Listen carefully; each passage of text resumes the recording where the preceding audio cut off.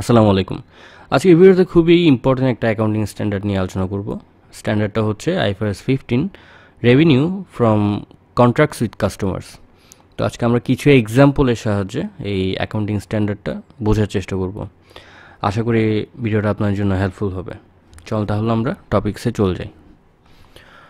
আইফআরএস 15 এর core principal হচ্ছে আপনার একটা কোম্পানি তখনই রেভিনিউ রেকগনাইজ করবে যখন তাদের কাস্টমারের সাথে তাদের যে পারফরমেন্স অব্লিগেশন আছে ওই পারফরমেন্স অব্লিগেশনগুলো ফুলফিল হবে, তারা ডেলিভার করে দিবে। আর যে অ্যামাউন্টটা রেকর্ড করবে, রেভিনিউর যে অ্যামাউন্টটা, ওইটা ওই পারফরমেন্স অব্লিগেশনের সাথে যে অ্যামাউন্টটা অ্যালোকেট করা আছে ওই অ্যামাউন্টটাকেই তারা রেকর্ড করবে।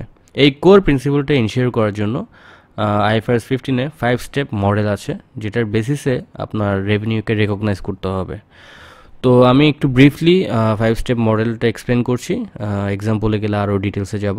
5 স্টেপ মডেলের মধ্যে প্রথম স্টেপটা হচ্ছে আপনাকে কাস্টমারের সাথে আপনার যে কন্ট্রাক্টসটা হয়েছে ওইটাকে আইডেন্টিফাই করতে হবে। একটা কন্ট্রাক্টস হচ্ছে বেসিক্যালি দুইটা পার্টির মধ্যে একটা এগ্রিমেন্ট, যেটা দুইটা পার্টি অ্যাপ্রুভ করবে আর যেটা লিগালি ইনফোর্সেবল, লিগালি একটা রাইটস অ্যান্ড অব্লিগেশন ক্রিয়েট করবে। আর সেকেন্ড স্টেপ হচ্ছে আপনার এই কন্ট্রাক্টসের মধ্যে যে পারফরমেন্স অব্লিগেশনগুলো থাকবে ওগুলোকে আইডেন্টিফাই করা। আপনার মানে আপনি কাস্টমারের সাথে আপনার কিছু পারফরমেন্স অব্লিগেশন থাকবে, এটা একটাও হইতে পারে, একটা অব্লিগেশন থাকতে পারে অথবা মাল্টিপল অব্লিগেশন থাকতে পারে। তো সেক্ষেত্রে আপনার কন্ট্রাক্টসের মধ্যে কী কী অব্লিগেশন আছে এটাকে আইডেন্টিফাই করতে হবে। 3 নম্বর স্টেপে আপনার ট্রানজ্যাকশন প্রাইস কত এটাকে ডিটারমাইন করতে হবে। আপনি যখন পারফরমেন্স অব্লিগেশনগুলো ফুলফিল করবেন তখন আপনি কি প্রাইসটা এক্সপেক্ট করছেন, কত অ্যামাউন্ট এক্সপেক্ট করছেন, এটাকে ডিটারমাইন করতে হবে। 4 নম্বর স্টেপে এসে আপনার যে ট্রানজ্যাকশন প্রাইসটা ডিটারমাইন করেছেন ওইটা আপনার যে পারফরমেন্স অব্লিগেশনগুলো আছে, যদি মাল্টিপল পারফরমেন্স অব্লিগেশন থাকে সেক্ষেত্রে ওগুলোর মধ্যে অ্যালোকেট করে দিতে হবে। আর সবার শেষে এসে আপনি রেভিনিউ রেকগনাইজ করবেন যখন আপনার পারফরমেন্স অব্লিগেশনগুলো স্যাটিসফাই হচ্ছে।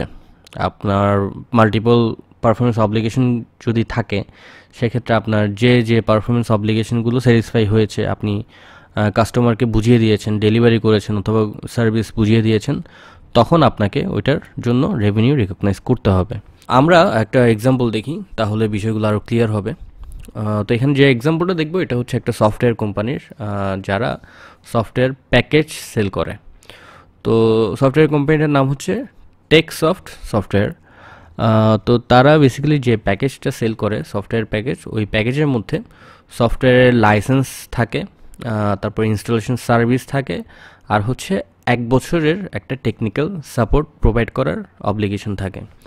তো এই 3টা জিনিস আপনার এই প্যাকেজটার মধ্যে থাকে। 3টার কিন্তু স্ট্যান্ড এলোন প্রাইস দেওয়া আছে। আপনার সফটওয়্যার লাইসেন্স প্রাইস হচ্ছে 7,000 টাকা, ইনস্টলেশন সার্ভিসের জন্য 2,000 আর টেকনিক্যাল সাপোর্টের জন্য 1,000। তো টোটাল কন্ট্রাক্ট প্রাইস হচ্ছে 10,000 টাকা। আর contract is signed when contract price is received by the company. আপনার এই কন্ট্রাক্টটা সাইন হবে যখন কোম্পানি কন্ট্রাক্ট যে প্রাইসটা আছে এটা রিসিভ করবে। এই কোম্পানিটা, টেকসফট কোম্পানিটা, তাদের রেভিনিউ কিভাবে রেকগনাইজ করবে, কখন রেকগনাইজ করবে? প্রথম স্টেপে আপনার টেকসফটকে আপনার কাস্টমারের সাথে কন্ট্রাক্টস আইডেন্টিফাই করতে হবে। তো স্বাভাবিকভাবে এখানে বলা আছে তারা যখন ক্যাশ রিসিভ করে তখনই একটা কন্ট্রাক্ট সাইন করে কাস্টমারের সাথে, যেটা বোথ পার্টি অ্যাপ্রুভ করে, যেটা একটা কমার্শিয়াল সাবস্টেন্স আছে। আর এই কন্ট্রাক্টের মধ্যে আপনার তারা কি কি করবে এগুলো উল্লেখ থাকে, কি কি পারফরমেন্স অব্লিগেশন থাকে। সেকেন্ড স্টেপে এসে আপনার পারফরমেন্স অব্লিগেশনগুলোকে আইডেন্টিফাই করতে হবে। তো এই কন্ট্রাক্টসের মধ্যে 3টা ডিস্টিংক্ট, মানে যেগুলোকে আইডেন্টিফাই করা যায় এরকম ডিস্টিংক্ট পারফরমেন্স অব্লিগেশন আছে। তার মধ্যে প্রথমেরটা হচ্ছে আপনার সফটওয়্যার লাইসেন্স। টেকসফট কাস্টমারদের সফটওয়্যার লাইসেন্স প্রোভাইড করবে যেটা কাস্টমাররা ইউজ করতে পারবে।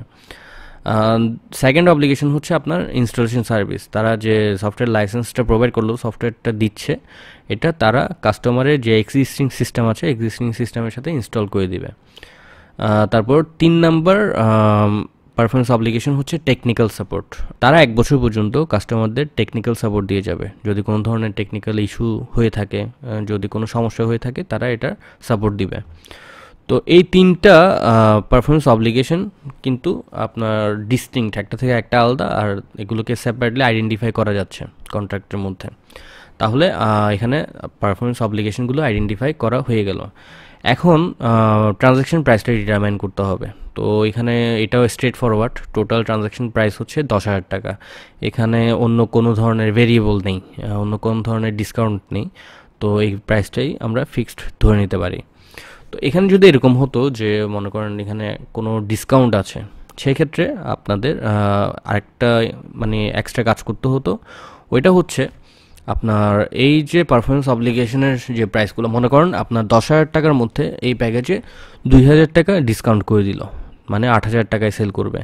সেক্ষেত্রে এই যে 2,000 টাকা, এই 2,000 টাকা আপনার যে পারফরমেন্স অব্লিগেশনগুলো আছে, অব্লিগেশনের যে প্রাইসটা স্ট্যান্ড অ্যালোন প্রাইস, এই স্ট্যান্ড অ্যালোন প্রাইসের মধ্যে প্রপোর্শনালি কিন্তু অ্যালোকেট করে দিতে হবে। যেমন তখন 7,000 টাকা, 2,000 টাকা, 1,000 টাকা, এটা এই 10,000 টাকার কত পার্সেন্ট এটা বের করে আপনার 2,000 টাকাটা ওভাবেই এই মানে পারফরমেন্স অব্লিগেশনগুলোর মধ্যে ভাগ করে দিতে হবে এবং ওগুলো থেকে মাইনাস করে দিতে হবে। 4 নম্বর স্টেপে আপনার যে ট্রানজ্যাকশন প্রাইসটা ডিটারমাইন করেছেন ওইটা পারফরমেন্স অব্লিগেশনগুলোর মধ্যে অ্যালোকেট করে দিতে হবে। তো এই ক্ষেত্রে এটা কিন্তু স্ট্রেট ফরওয়ার্ড, কারণ এখানে আপনার স্ট্যান্ড অ্যালোন প্রাইস দেওয়া আছে, প্রত্যেকটার আলাদা আলাদা করে প্রাইস দেওয়া আছে। তো এক্ষেত্রে স্ট্রেট ফরওয়ার্ড আপনি এভাবেই যে প্রাইসটা দেওয়া আছে ওইটাই থাকবে। আর সবার শেষে এসে আপনি রিকগনাইজ করবেন, রেভিনিউকে রিকগনাইজ করবেন যখন আপনার এই পারফরমেন্স অব্লিগেশনগুলো স্যাটিসফাই হচ্ছে, আপনি ফুলফিল করছেন। প্রথম যে পারফরমেন্স অব্লিগেশনটা সফটওয়্যার লাইসেন্স প্রোভাইড করা, এই রেভিনিউটা আপনি রিকগনাইজ করবেন যখন আপনি কাস্টমারকে সফটওয়্যার লাইসেন্সটা বুঝিয়ে দিবেন, অ্যাক্টিভ করে দিবেন, তখনই আপনি সফটওয়্যার লাইসেন্সের যে রেভিনিউ এটাকে রিকগনাইজ করতে পারবেন।